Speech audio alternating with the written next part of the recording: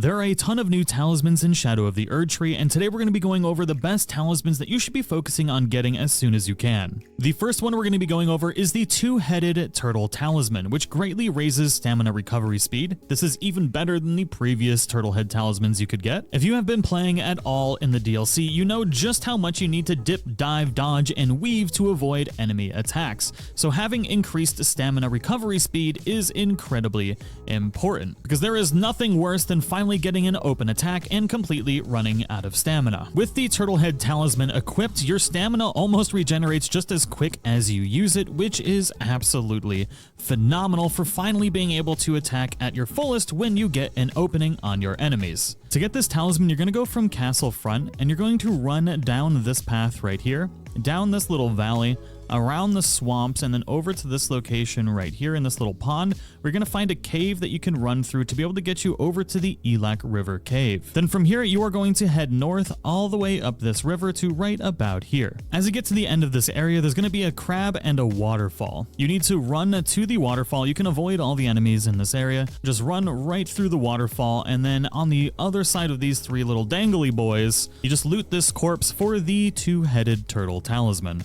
Next, we've got the Shattered Stone Talisman, which raises the potency of kicking and stomping skills. If you plan on using any hand-to-hand combat build, and you decide to use if you are planning on playing any hand-to-hand build and you plan on using the Dry Leaf Whirlwind, this is a great talisman for you because this does count as a kicking attack, which when stacked together with things like the Shard of Alexander and the Rotten Wing Sword Insignia, can drastically increase your damage with this particular skill. It is definitely a nice damage increase when combined with other things, and is thankfully incredibly easy to get. If you go to the Morth Ruins Site of Grace, all you need to do is hop on your horse and head southeast under this particular archway right here, and you're going to be heading into this dilapidated house over here. Just hop off your horse, head inside, and you're going to run around this corner, not falling off the edge. You're going to go to the edge of this, and there's a body right here that you can loot the talisman from. Next, we're going to talk about the Crusade Insignia. This raises your attack power after defeating an enemy, and the increase is by about 15%. This one in particular is going to be good when you're clearing out enemies. So if you're looking for something to boost your crowd control damage, this is definitely going to be the one for you. You're going to see that red glow every time you defeat an enemy. And try not to jump off cliffs and die like me. As long as you don't die, the buff will last about 20 seconds. Now there are a couple different places you can get this talisman because it requires an invasion to happen, and you can be invaded in different locations. The first of which can be in Bellurat Tower, which if you run through the front gate, you're going to pick up this Site of Grace, which if you go from the 3-path cross, up to the main gate cross, and then through this gate up to the Bellurat Tower settlement. From here we can make our way into this little town, and we're going to run up these stairs right here. We can run past all the enemies in this area, we can roll past this big boy right there, and then we're going to make our way up this road. These guys are going to shoot stuff at you. There's going to be more big dudes on the right.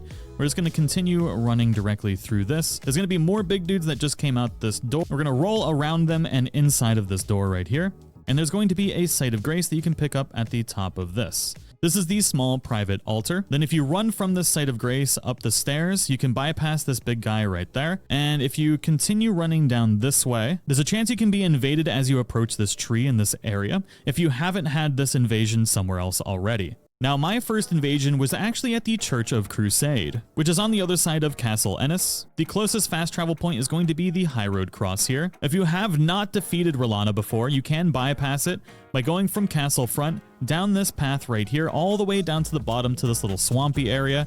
You're then going to go around the swamps here, up to this little shack here called the Elder's Hovel.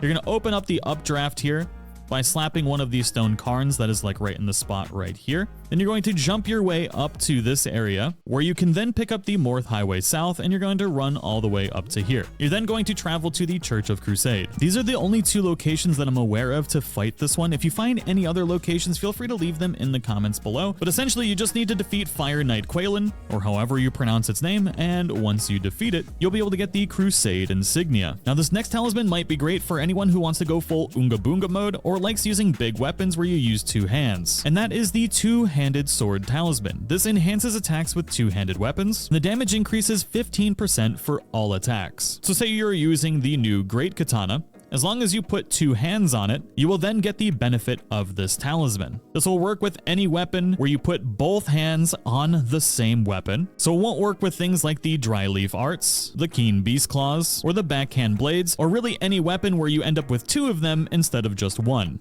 To get this talisman, we are going to go to the Templetown Ruins fast travel point, which if you picked up the Two-Headed Turtle talisman, it is literally just north of it, and we are going to be going to the Templetown Ruins. You're going to need to head to the back of the Templetown Ruins to right about here, and you're going to find these ruins that we need to jump on top of. If you walk up to this little wall right here and then do a double jump with your horse, you should be able to do it. And then you're going to go right to this location right here, and you're going to hop up and over this wall. Then we can just continue on inside, and we're just going to run up these stairs. There's other things that you can explore in here. I believe there is a scatter tree fragment down here somewhere as well. We're just going to run into the top of this church area over here. I'm going to run up these stairs, avoid Big Boy right there, and inside of this is going to be the chest with the talisman inside. That was unfortunate. And now for my favorite talisman so far in the DLC, the Crimson Seed Talisman +1. This greatly boosts HP restoration from the Flask of Crimson Tears, and I use this specifically on boss fights. If you are struggling getting through boss fights, having a Flask of Crimson Tears that almost fully heals you is pretty amazing. Having this talisman equipped and allowing myself to heal very quickly without burning through all of my pots has made boss fights substantially easier. Now, getting this talisman is part of a very interesting quest line. I'll show you how to be able to get the talisman, but if you want a more in-depth guide on this entire quest line we're about to go over, make sure to check the link in the description for the full video because you get some really amazing rewards. And all the pieces of this questline aren't immediately straightforward, so I definitely recommend checking it out. So the first thing you're going to need to do is go to the Morth Ruins, and you're going to want to head to this dilapidated church right here, where there's going to be a hole that you can climb down inside of, and that is right here on this corner. You'll then travel through this cavern until you get out into the Bonnie Village, and then at this site of grace, we're going to take a little bit of a detour to pick up something that you're going to thank me for later, especially if you end up doing the rest of this particular questline or want to unlock a secret part of the map.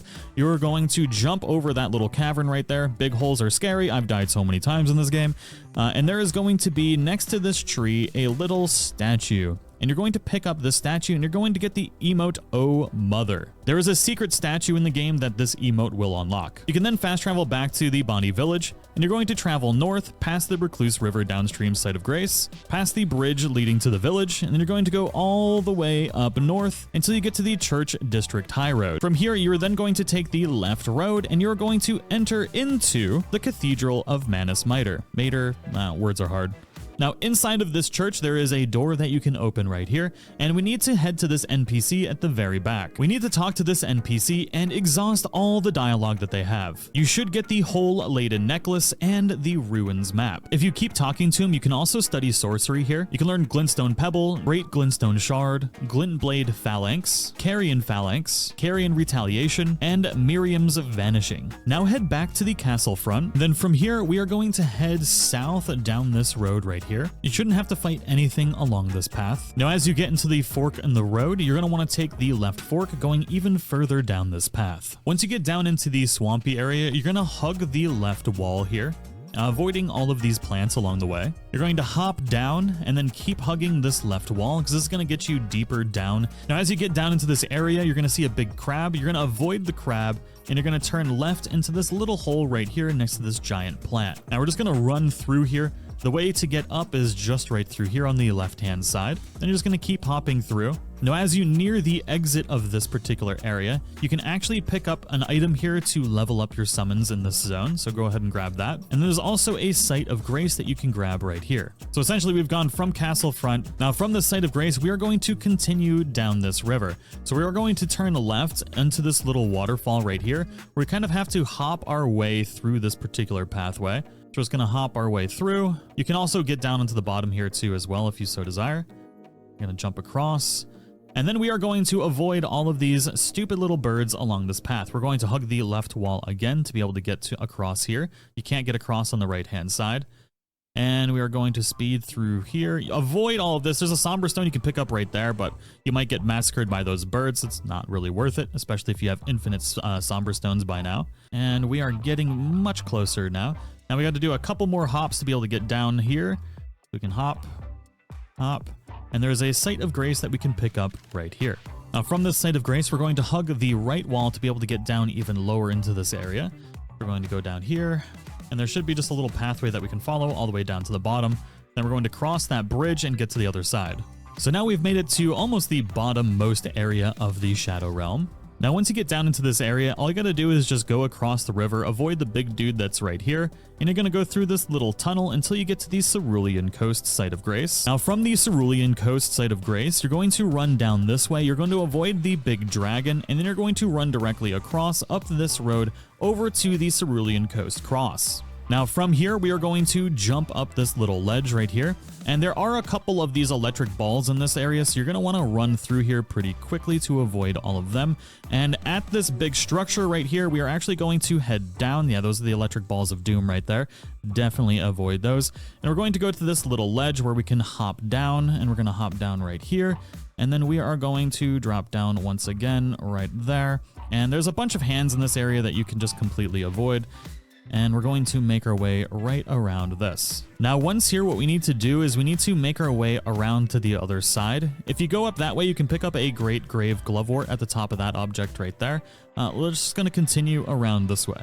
As you get around to the edge here, so we're just going to make our way up to the top of this. And on the other side is going to be a Site of Grace that we can pick up at the Finger Ruins of Rhea. Now from this Site of Grace, you're going to run down this path and beeline it for this location right here at the center. There is going to be one monster right here that'll shoot these purple things at you. That'll knock you off your horse and lock you in place. You can avoid it by going around this little corner and then looping around and clapping its cheeks right here. Now from this Site of Grace, you're going to run down this path and beeline it for this location right here at the center. There is going to be one monster right here that'll shoot these purple things at you. That'll knock you off your horse and lock you in place. You can avoid it by going around this little corner and then looping around and clapping its cheeks right here. Now once you get in here, you're just going to interact. Now once you get in here, you're going to sound the hanging bell, which is going to give us the Crimson Seed Talisman +1. Now there are plenty of other great rewards in this questline, some cool fights, and it's definitely worth checking out. But thank you all so much for watching. Let me know what you think in the comments below, and I'll see you all in the next one.